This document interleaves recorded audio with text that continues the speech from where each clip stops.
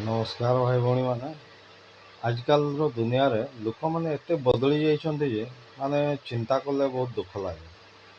आगरे एमती समय थिला जे लोक मान को जदि तांको बापा विषय रे कि तांको दादा कि बुढ़ापा कि तांकर पूर्व पुरुष मान विषय रे किछि खराब कहले याडू सियाडू कहले कि समानकर अपमान कले लोक रागी जाउथले।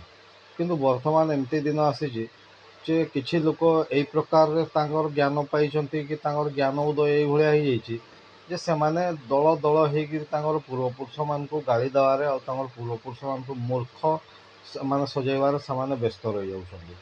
ଆଉ ମାନେ ଲିମିଟ୍ ତ ଏଠାରେ କ୍ରସ୍ ହେଇଯାଉଛି ଯେତେବେଳେ ଯେ ଅଲଗା କେହି ଲୋକ ଯଦି ତାଙ୍କର ମାନେ ବାପ ଦାଦା ଚଉଦ ପୁରୁଷ ମାନଙ୍କୁ କି ତାଙ୍କର ପୂର୍ବପୁରୁଷ ମାନଙ୍କର ଭଲ ଗୁଣ ସବୁ କହୁଥାଏ କି ତାଙ୍କର ପ୍ରଶଂସା କରେ ତାହେଲେ ବି ସେମାନେ ରାଗି ଯାଆନ୍ତି। ମାନେ ଅନୁଭବ କଲି ଯାହା ମୁଁ ମାନେ କିଛି ଆମର ଖ୍ରୀଷ୍ଟିଆନ ଆଦିବାସୀ ଭାଇ ଭଉଣୀ ମାନେ ଅଛନ୍ତି ଯେଉଁମାନେ ତାଙ୍କର ପୂର୍ବପୁରୁଷ ମାନଙ୍କୁ ବୋକା ଭାବନ୍ତି ବା ତାଙ୍କର ପୂର୍ବପୁରୁଷ ମାନଙ୍କର ଯେଉଁ ରୀତିନୀତି କଲଚର ଥିଲା ସେଇଆକୁ ସେମାନେ ଟୋଟାଲି ମାନେ ବୋକାମିର ପରିଚୟ ବୋଲି ଭାବନ୍ତି। ସେମାନେ ନିଜକୁ ବହୁତ ଜ୍ଞାନୀ ଭାବନ୍ତି ଆଉ ତାଙ୍କର ପୂର୍ବପୁରୁଷ ମାନଙ୍କୁ ଗାଳି ଦିଅନ୍ତି। ଯିଏ ତାଙ୍କର ମାନେ ପୂର୍ବପୁରୁଷ ମାନଙ୍କୁ ଭଲ କୁହେ ସେମାନେ ଉଲ୍ଟି ତାକୁ ଗାଳି ଦିଅନ୍ତି। ମାନେ କି ପ୍ରକାର ଲୋକ ହେଇଗଲେଣି ଚିନ୍ତାର ବିଷୟ।